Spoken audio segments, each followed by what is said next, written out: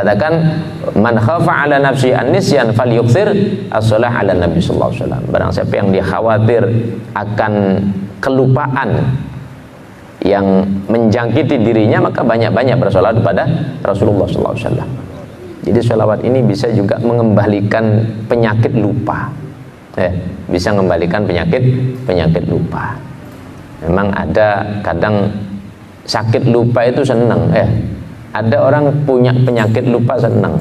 Lupa kalau punya utang Nah, itu kan penyakit senang dia. Lupa tapi kalau banyak sholawat nanti tiba-tiba ingat lagi, oh ya saya punya utang sama si fulan gitu Nah, jadi balik lagi ingat jadi semua hal-hal yang positif itu akan kembali dengan bersolawat kepada Rasulullah Shallallahu Alaihi Wasallam. Diceritakan dari Sufyan Tsauri, dia bercerita di saat aku menunaikan ibadah haji.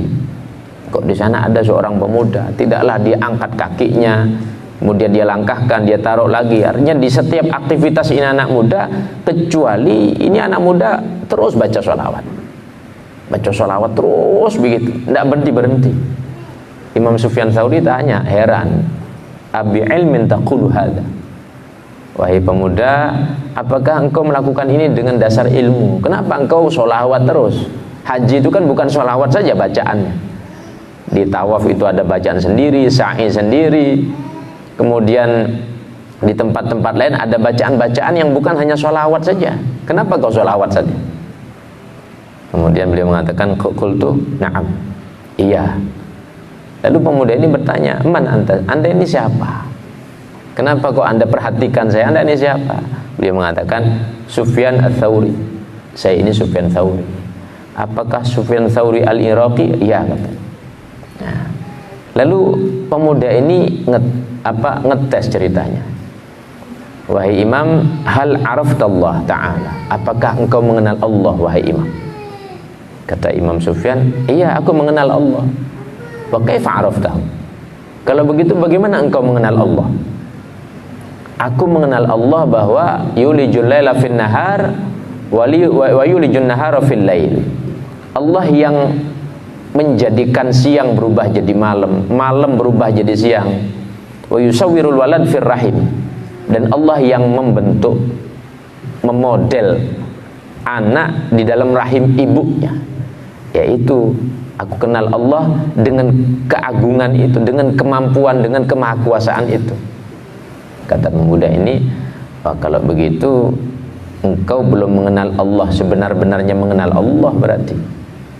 Aku dengar engkau punya nama besar, tapi rupanya engkau belum mengenal Allah sebenar-benarnya, katanya. Lah terus bagaimana menurut engkau, kata Imam Sufyan Tsauri nanya, memang mengenal Allah sebenar-benarnya itu bagaimana? Coba diajarkan kepadaku, kata. Ketawaduannya. Beliau mengatakan begini, araftuhu bifashil himmah wa naqdil azimah, hamamtu fafasakha himmati wa azamtu fanaqadha azimati fa'araftu anna li rabban yudabbiruni. Wahai Imam, aku mengenal Allah itu dengan melepaskan semua keinginan-keinginanku, dengan melepaskan daripada kemauan kerasku untuk berbuat sesuatu. Ketika aku punya keinginan, aku lepaskan saja itu. Ketika aku punya kemauan yang keras, aku tidak turuti. Kenapa demikian? Karena aku yakin, aku sangat meyakini bahwa Allah adalah zat yang mengatur kehidupanku. Maka kalau aku punya keinginan, bisa jadi Allah punya kehendak lain, ya percuma saja. Maka aku kenal Allah Subhanahu wa ta'ala dengan keyakinan bahwa apapun yang aku inginkan, aku lepaskan semuanya, sehingga aku seperti boneka. Apapun yang terjadi pada diriku, ya sudah, itu skenarionya Allah. Itulah caraku mengenal Allah sebenar-benarnya. Oh, kalau begitu ya aku berguru kepadamu, kata Imam Sufyan Tsauri. Kalau begitu aku berguru kepadamu.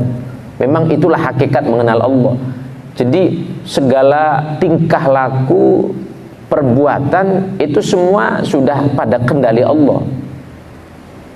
Maka tidak ada sedikit pun ruang untuk kita andil dalam perbuatan-perbuatan itu. Itulah hakikat mengenal Allah Subhanahu wa ta'ala. Akhirnya Imam Sufyan mengambil faedah dari pemuda ini. Kemudian Imam Sufyan bertanya, lah terus sholawatmu itu bagaimana ceritanya? Kenapa engkau terus bersolawat? Kata pemuda ini mengatakan, saya ini berhaji. 1 tahun sebelumnya saya berhaji. Saya bersama ibu saya. Saya mengajak ibu saya. Ibu saya punya keinginan, cuman keinginannya ini mustahil saya penuhi. Kenapa? Di saat itu kerumunan banyak orang, ibu saya minta masuk ke dalam Ka'bah. Sedangkan saya tidak bisa untuk tidak memenuhi keinginan ibu saya. Ibu saya yang melahirkan saya, yang membesarkan, yang merawat saya. Kok ibu saya punya keinginan saya mau tidak memenuhi? Tidak bisa, kecuali saya harus penuhi itu. Saya paksalah masuk itu. Saya paksa masuk, saya masukkan ke dalam Ka'bah. Di saat kerumunan itu banyak orang itu ramai, aku paksa ibuku masuk ke dalam Ka'bah. Tapi ada satu kejadian yang rupanya ketika ibuku masuk ke dalam Ka'bah, tiba-tiba perutnya bengkak membesar. Perutnya membesar, waswadda wajhuha, wajahnya menghitam. Perutnya membesar, wajahnya menghitam. Lalu meninggal dunia di dalam Ka'bah. Meninggal dunia di dalam Ka'bah. Fajalastu indaha wa ana hazin.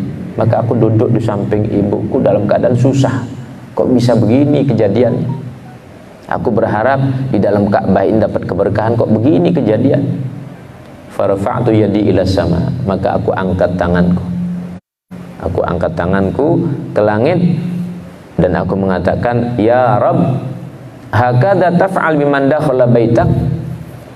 Beginikah engkau perbuat kepada orang-orang yang masuk ke rumahmu, ya Allah? Beginikah engkau perbuat kepada orang-orang yang masuk berziarah ke rumahmu, ya Allah?